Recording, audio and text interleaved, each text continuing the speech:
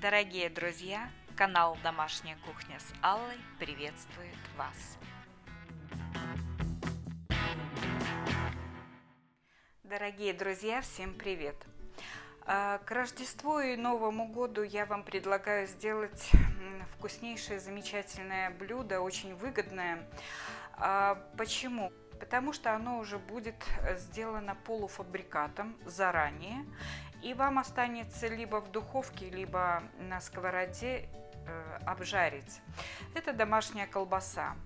Для того, чтобы сделать домашнюю колбасу, нам понадобятся кишки, они продаются в супермаркетах. Понадобится мясо.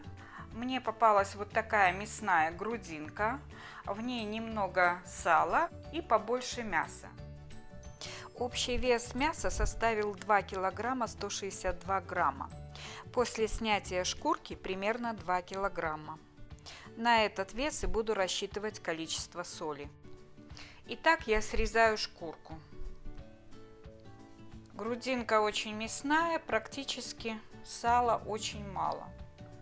А вообще, если вы делаете первый раз, то соотношение примерно такое. На килограмм мяса, любого, которое вы предпочитаете использовать в колбасе, берется 200 грамм сала. Если свинина домашняя и у нее очень тонкая кожица, то кожицу можно просто пальцами снять, не прибегая к ножу. Ну, здесь у меня свинина покупная, поэтому без ножа никак. Кожицу я сняла, точно так же поступаю со вторым куском. И нарезаю эти куски на такие кусочки, которые помещаются в мясорубку.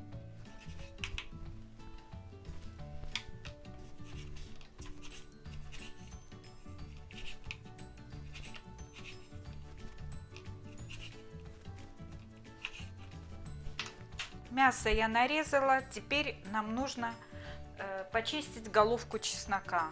Вот у меня такая головка, я ее взвесила, 43-44 грамма, весы по-разному показывают. Итак, чистим чеснок. Подготавливаю мясорубку, и вместо обычной решетки я ставлю решетку для колбасы.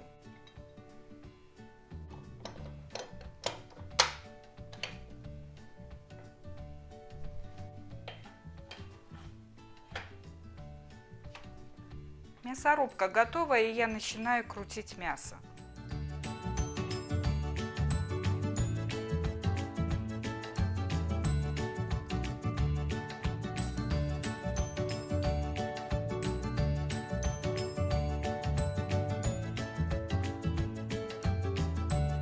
Теперь я сюда натираю при помощи вот такой терочки всю головку чеснока.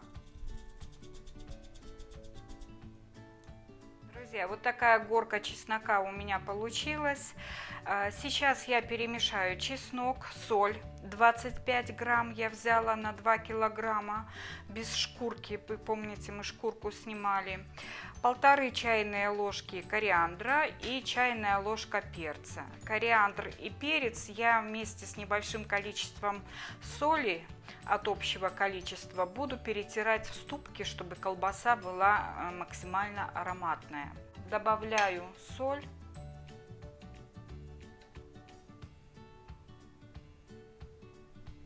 У нас должен быть в составе специй обязательно мускатный орех. Хоть немножечко добавьте его. Вкус будет просто изумительный.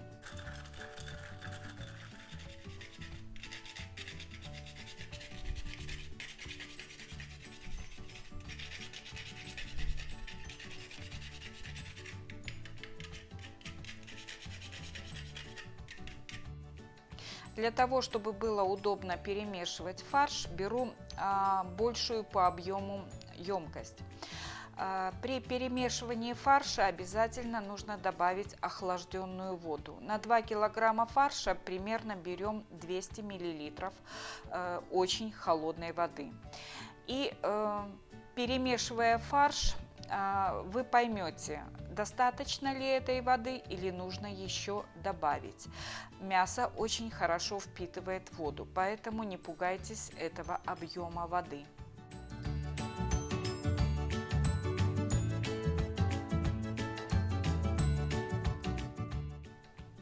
Фарш очень тщательно вымешала, вода отлично впиталась, ее уже больше не нужно добавлять, достаточно. И теперь я накрываю фарш тарелочкой и выношу в холодное место, это либо лоджия, либо холодильник, и оставляю до вечера, то есть на 4-5 часов примерно, а можно и на ночь. Ну что, друзья, сегодня следующий день. Фарш для колбасы находился всю ночь в холодильнике. Я его один раз перемешала. И теперь все готово для того, чтобы набивать кишки фаршем. Кишки я вот так замочила в уксусной водичке. На глаз просто добавила уксус и промыла, естественно, под краном. Просто проточной водой несколько раз промыла кишки. Растительным маслом смазываем насадку и одеваем на нее кишку. Вот таким образом у меня получилось насадить кишку. Кончик не завязываю для того, чтобы после продвижения фарша вышел воздух. Потом завяжем. И теперь беру фарш и просто набиваю кишки фаршем. Это удобно делать на старых советских мясорубках. Вот сейчас видите воздух тут, он должен выйти. Вот. И теперь можно завязать кишку.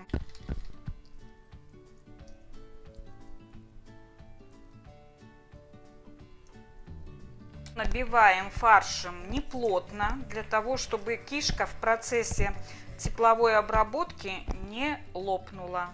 Обязательно в процессе набивания кишки регулируем плотность набивания кишки, чтобы не было, что в одном месте много, а в другом мало.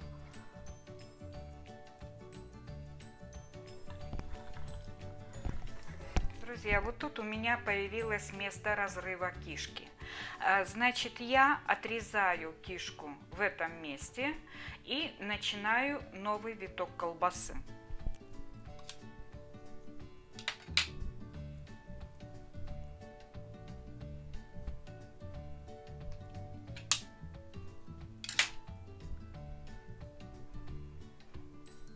Все, этот виток закончен. А уже с места разрыва начинается новый виточек колбасы. Вот вся колбаса, которая вышла из 2 килограммов грудинки. Запах, конечно, необыкновенный, очень приятный, ароматный. И сейчас для того, чтобы сделать из нее полуфабрикат, нужно ее отварить в кипящей воде минут 5-7, остудить и запаковать в пакеты и отправить в морозильную камеру. Кусочек колбасы я, конечно, вам пожарю и покажу, какая она в готовом виде. Нужно обязательно с помощью зубочистки наколоть в нескольких местах колбасу. Это нужно обязательно сделать, потому что во избежание разрывов. Вот особенно, где видите, что воздух собрался и пустые места. Ну вот в нескольких местах накололи. И вот у меня тут такая бечевка.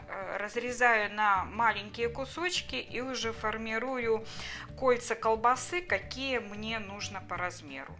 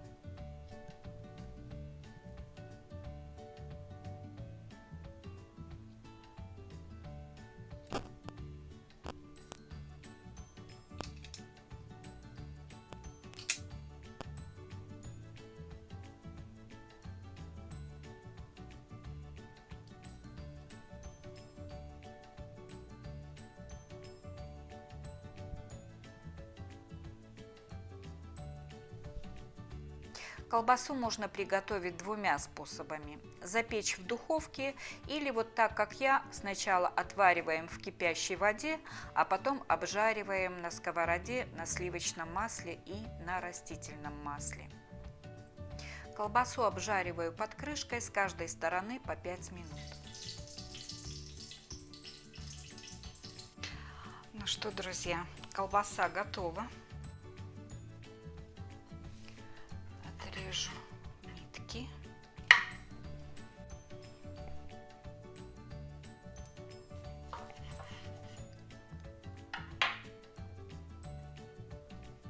И вот наша красавица-колбаска.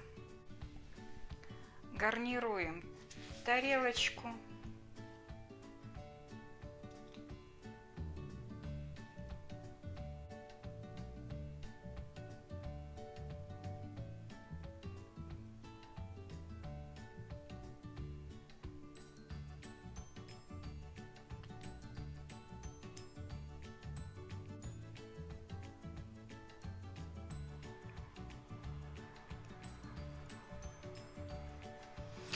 Польем картошечку этим вкусным соусом, который вытопился из колбаски на сковороде. И вуаля, праздничное блюдо, вкуснейшее блюдо, сделанное своими руками, готово.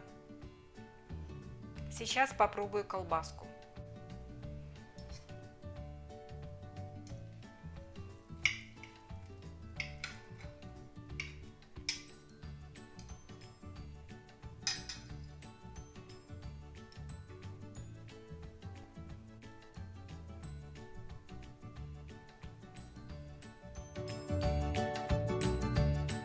Друзья, это объедение. Но очень вкусно. Такую вкусную колбасу вы можете приготовить только сами. Замечательный рецепт. Тут все сбалансировано. И соотношение мяса и сала, и приправы, и соль. Вот ничего не хочется добавить или убавить. Все в норме. Очень вкусно. Всем желаю воспользоваться этим рецептом. Ну а я, в свою очередь, хочу вас поздравить с наступающим Рождеством и Новым годом.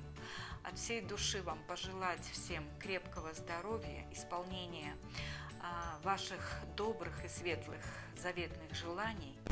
И пусть в Новом году вам будет вкусно и сытно. Ну а я, как всегда, вам говорю, до скорых вкусных встреч. Всем пока-пока. Дорогие друзья, благодарю вас за подписку на канал. Всем вам желаю здоровья и успехов.